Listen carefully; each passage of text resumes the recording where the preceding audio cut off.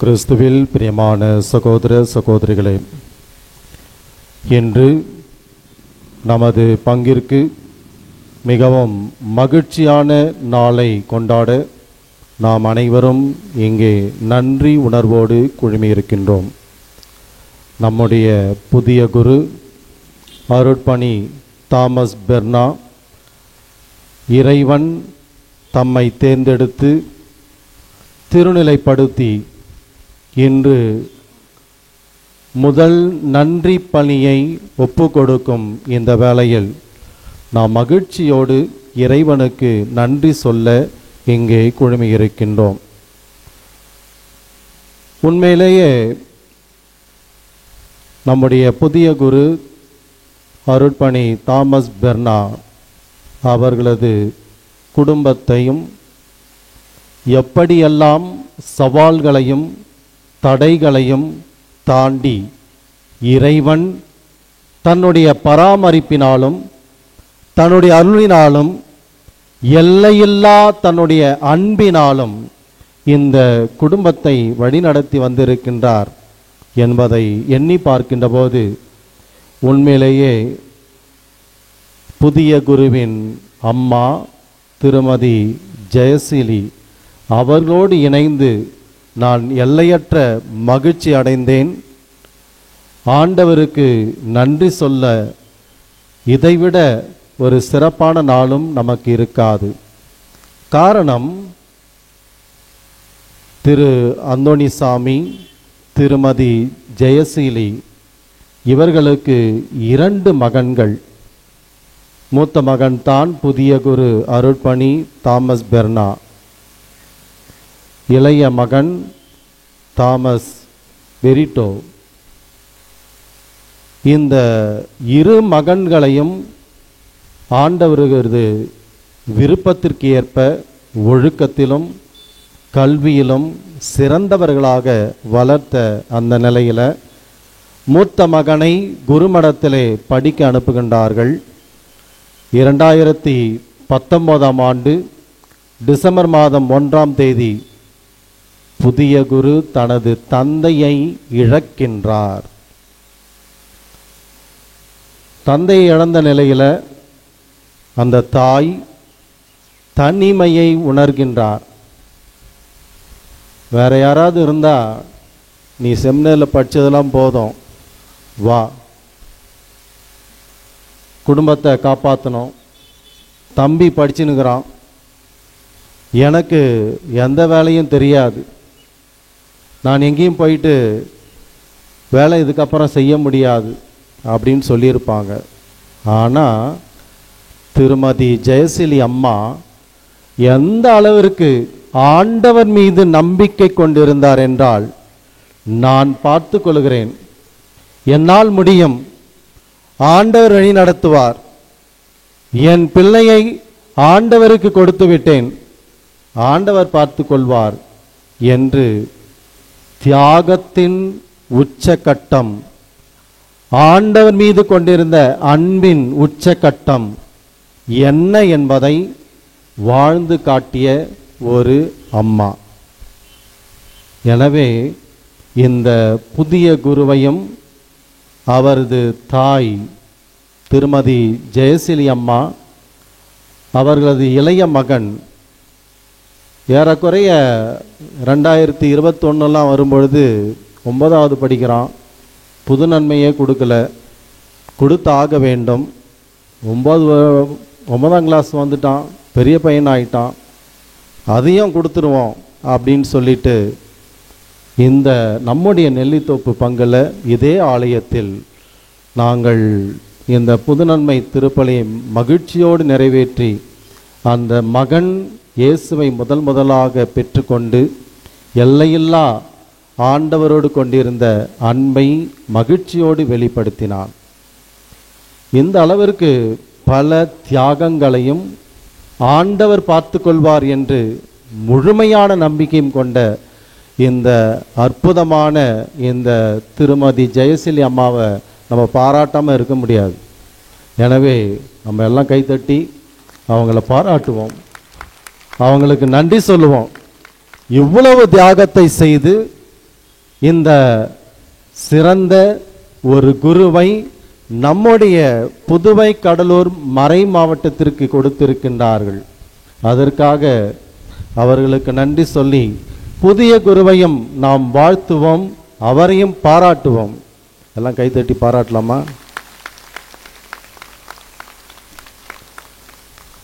என்னை பொறுத்த வரைக்கும் புதிய குருவுக்கு அவங்க அம்மாவே ஒரு சிறந்த ஒரு உதாரணம். ஜெபிப்பதில் நான் கேட்பேன், எப்படி இருக்கிறாரு? நல்லா படிச்சுன்னுக்கிறாரு. நான் தினந்தோறும் ஜெபம் செய்கிறேன், தினந்தோறும் என் மகனுக்காக வேண்டிக்கிறேன். அதே மாதிரி அந்த தாயிடமிருந்து நான் கற்றுக்கொண்டது பல நெருக்கடிகள், பல கஷ்டமான வேலைகள். ஒரு சில சமயத்தெல்லாம் உடல் நலம் ஒத்துழைக்கலை, 2 வாரம்லாம் லீவ் எடுத்திருக்கிறாங்க. அப்போல்லாம் எந்த விதத்தில் நான் நினைப்பேன், எப்படி இவங்க சமாளிப்பாங்க அப்படின்ட்டு. ஆனாலும் தனது உடலிலே வலுவற்ற போதும் நான் கண்டிப்பாக வேலைக்கு வருவேன், எனது பிள்ளைகளுக்காக நான் இருப்பேன், அவர்களை முன்னுக்கு கொண்டு வருவேன் என்ற அன்பினால் அவர்கள் ஒவ்வொரு பணியும் செய்தார். இதுக்கெல்லாம் அடிப்படையாக இருந்தது அவங்க தினந்தோறும் சொன்ன ஜெபம், இறை வேண்டல். இன்னைக்கு முதல் செய்தியாக நம்ம எல்லாருக்கும் இறை வேண்டல், ஆழ்ந்த நம்பிக்கையோடு இறைவனை நோக்கி ஜெபிப்பது. நமது முன்னாள் திருத்தந்தை பிரான்சிஸ் ஒரு குடும்பத்திலிருந்து ஒரு குருவானவரோ ஒரு கன்னியரோ வருகிறார்கள் என்றால் அந்த குடும்பத்தில் யாரோ ஒருவர் ஆழமான மிகவும் வலிமையான இறை வேண்டலை செய்திருக்கின்றார், அவர் இறை அழைத்தலை பெற வேண்டும். அதனால தான் அந்த குடும்பத்திலிருந்து ஒரு குருவோ ஒரு கன்னியரோ இவ்வளவு தியாகங்களை செய்து வருகின்றார்கள் என்று முன்னாள் திருத்தந்தை பிரான்சிஸ் அற்புதமாக சொல்லுகின்றார். இந்த அன்னையும் தினந்தோறும் ஜெபித்து எல்லா குருக்களுக்காம் ஜெபிக்கின்றேன் என்று சொல்லி அடிக்கடி சொல்வதுண்டு. அந்த விதத்தில் இன்னைக்கு நாம் அனைவரும் ஜெபிக்க அழைக்கப்படுகின்றோம், இறை வேண்டல் செய்ய அழைக்கப்படுகின்றோம்.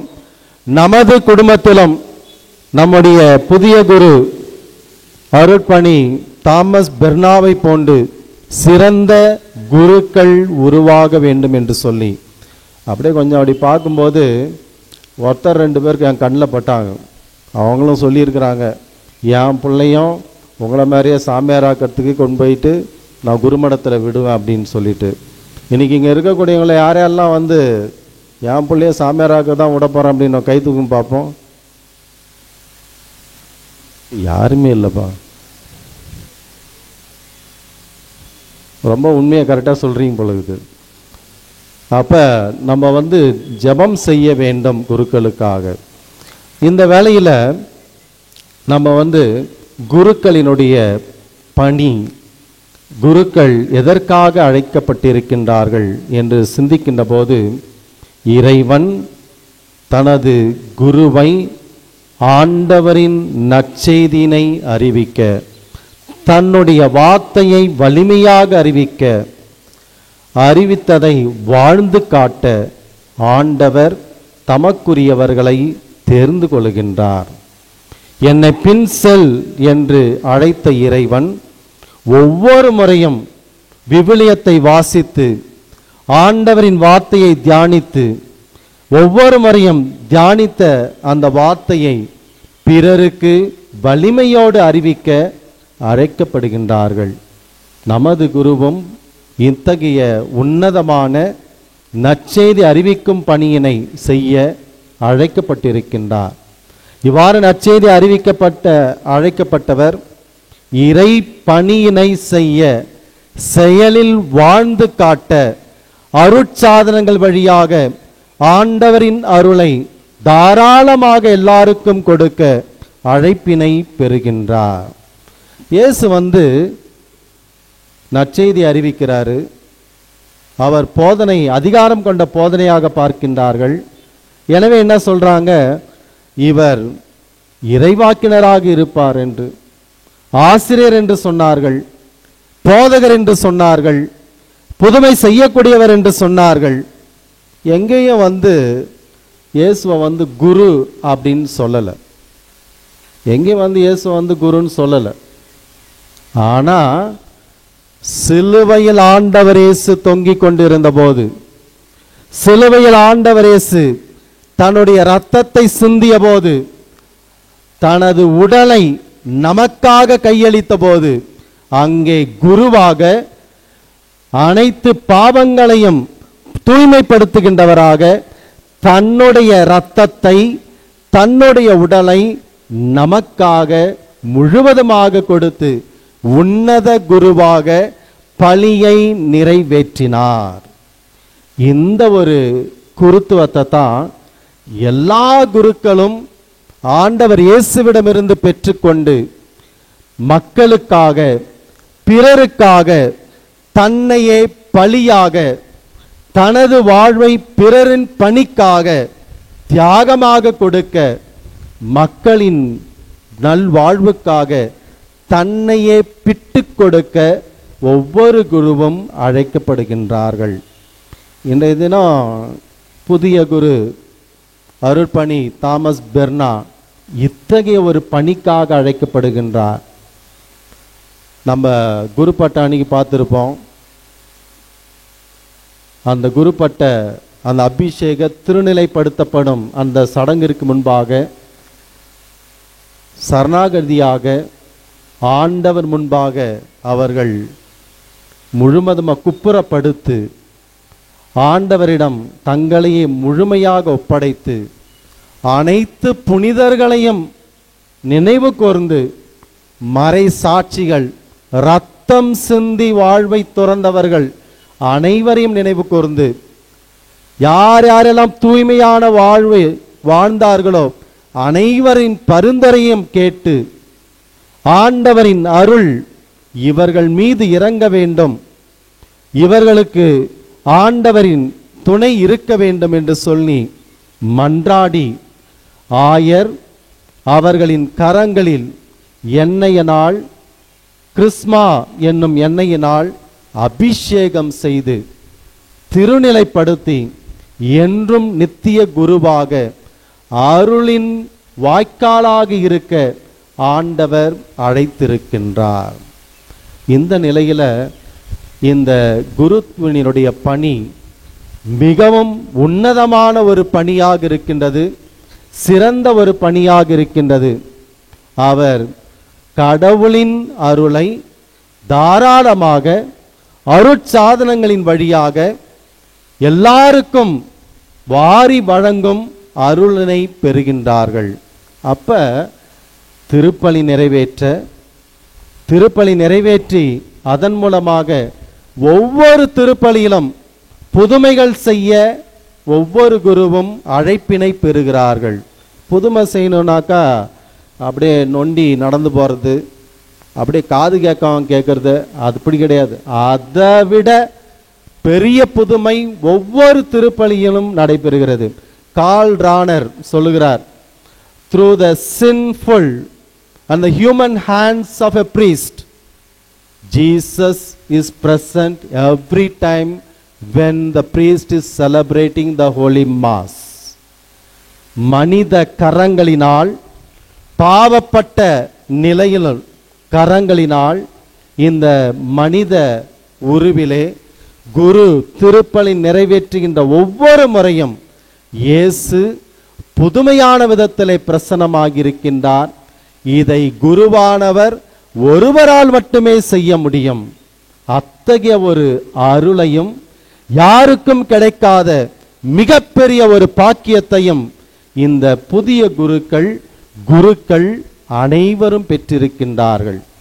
எனவே ஒவ்வொரு திருப்பலியிலும் புதுமைக்கு மேல் புதுமை, உன்னதமான புதுமை நடைபெறுகின்றது. இந்த ஒரு நிலையில தான் இந்த குரு தன்னுடைய கைகளால் இந்த இறைப்பணியை செய்கின்ற போது அருளை வழங்குகின்றார், தாராளமாக வழங்குகின்றார், எல்லாருக்கும் எப்பாகுபாடுமின்றி வழங்குகின்றார். எனவே இறைவனுக்கு நாம் இத்தகைய ஒரு குருத்துவத்தை நம்முடைய புதிய குருவுக்கு கொடுத்ததற்காக நன்றி சொல்ல நாம் அனைவரும் சிறப்பான விதத்திலே அழைப்பினை பெறுகின்றோம். ஒரு விதை ஒன்று இருக்குது, அந்த விதை நிலத்திலே ஊன்றப்படுகிறது. அப்போ நிலத்தில் ஊன்றப்பட்ட அந்த விதை அது முளைக்கின்றது. எப்படி முளைக்கிறது? அதனுடைய ஓடுகளை உடைத்து நிலத்தை பிளந்து வளர்ந்து அது செடியாகி மரமாகி அது பழங்களை கொடுக்கின்றது. அப்படி மரமாக இருக்கும்போது அதில் அந்த மரத்திற்கு பலவிதமான எதிர்ப்புகள் வருகிறது. எப்படிலாம் வருது? ஒருத்தன் போய் என்ன பண்ணுறான்? மரத்தை வெட்டுறான். ஒருத்தன் மனிதர்கள் மரத்தை வெட்டுகிறார்கள். ஒரு பக்கம் பார்த்தாக்கா இயற்கை அந்த மரத்தை அச்சுறுத்துகிறது. புயல் அடித்தா அந்த மரத்தில் இருக்கிற இலையெல்லாம் காணா போயிடுது. அதே மாதிரி அந்த மரம் பல சமயங்களில் இயற்கையினால் அது பல இன்னல்களுக்கு உண்டான போதும் தான் கொடுக்க வேண்டிய காயையும் கனியையும் அது எப்பொழுதும் கொடுத்து கொண்டே இருக்கின்றது, அது உயிர் வாழுகின்ற வரை. அதே மாதிரி தான் குரு, புதிய குரு இவ்வளவு நாள் இந்த குருத்துவ கல்லூரியிலே பயிற்றுவித்து தயாரித்து தனக்குள் தன்னை சுற்றி இருக்கின்ற இந்த ஓட்டை பிளந்து பல விதங்களில் அவர் தனக்கு உரிய பக்குவத்தை பெற்று அவர் முளைத்தெழுந்து இன்று ஒரு மரமாக பல நிலைகளிலே எல்லாருக்கும் கனி தரும் தூய ஆவியானவரை வரங்களையும் கொடைகளையும் வாரி வழங்கும் ஒரு மரமாக இன்று உருவெடுத்திருக்கின்றார். இந்த மரத்துக்கு சோதனை உண்டு. அதில் போய் கிளைய வெட்டுவாங்க. புயல் வடிவிலே பல சோதனைகளும் பிரச்சனைகளும் துன்பங்களும் விமர்சனங்களும் வந்தபோதும் இந்த மரம் போன்று நிலைத்திருந்து எல்லாருக்கும் நல்ல கனித்தரும் மரமாக அனைவருக்கும் ஆண்டவரின் அருளையும் கனியையும் வாரி வழங்கும் ஒரு மரமாக ஒவ்வொரு குருவும் இருக்க அழைக்கப்படுகின்றார்கள். இந்த நிலையில தான் நமது முன்னாள் திருத்தந்தை பிரான்சிஸ் அவர்கள் ஒரு முறை சுற்றுப்பயணத்திற்காக விமானத்தில் போயின்னு இருக்கும்போது செய்தியாளர்கள் கேட்குறாங்க, யுவர் ஹோலினஸ், நம்ம ப்ரீஸ்டெல்லாம் எத்தனையோ பேர் எவ்வளவோ தவறுகளை செய்கின்றார்கள், எவ்வளவோ பிரச்சனைகள் குருக்களால் விமர்சிக்கின்றார்கள். அப்போ திருத்தந்தை அந்த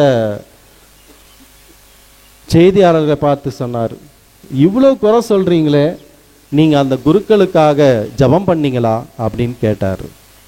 அங்கே இருந்தவங்க யாருமே நாங்கள் ஜபம் பண்ணோம், இவ்வளோ குறை சொன்னாங்க, நாங்களாம் ஜபம் பண்ணோம் அப்படின்னு யாருமே சொல்லலை. அப்போ அவர் சொன்னார், நீங்கள் போயிட்டு முதல்ல ஜபம் பண்ணுங்க, அவர்களுக்காக வேண்டுங்க. அவர்கள் இந்த உலகில் இருக்கக்கூடிய அனைத்து விதமான நிலைகளிலிருந்தும் அருளின் நிலையில் இருக்க நீங்கள் ஜபம் செய்ய வேண்டும் என்று சொன்னாராம். அப்போதான் அவங்க தவற்றை உணர்ந்து யார் யாரெல்லாம் நீங்கள் குறை கொண்டு கண் கொண்டு விமர்சிக்கின்றீர்களோ ஜெபியுங்கள், அவர்களுக்காக அவர்கள் அருள் வாழ்வில் நிலைத்திருக்க, ஆண்டவரோடு இணைந்திருக்க, இறைவனோடு இணைந்து பலன் தர ஜெபியுங்கள் என்று திருத்தந்தை அழைப்பு கொடுத்தார். பிரியமானவர்களே, குருக்கள் சிறப்பான விதத்திலே தாங்கள் பெற்ற அருளையும் இரக்கத்தையும் தாங்கள் பெற்ற வரத்தையும் தாராளமாக கொடுக்க அழைக்கப்படுகின்றார்கள். நேற்றைய தினம் நம்ம எல்லாருக்குமே ஒரு மகிழ்ச்சியான செய்தி. நேற்று நைட்டு என்ன மகிழ்ச்சியான செய்தி அது? யாரு? புதிய திருத்தந்தை. Very good. புதிய திருத்தந்தையினுடைய பெயர் என்ன? 14ஆம் லியோ. வெரி குட், எல்லாம் கரெக்டாக சொல்கிறாங்கப்பா. சரி, புதிய திருத்தந்தையினுடைய பிறந்த தேதி வருஷம் யார் சொல்லுவா? புதிய திருத்தந்தையினுடைய பிறந்த தேதி, ஏன்னா அது எனக்கு கொஞ்சம் நெருக்கமாக இருக்கத்தால அதை கேள்வி கேட்குறேன். எனக்கு September 14, September 14th, September 14th நான் பிறந்த நாள்ன்றதுக்காக அந்த கேள்வி கேட்டேன். அதே மாதிரி திருத்தந்தை, புதிய திருத்தந்தை அவர்கள் காலேஜில் ஃபஸ்ட்டு படித்து வாங்கின டிகிரி என்னது?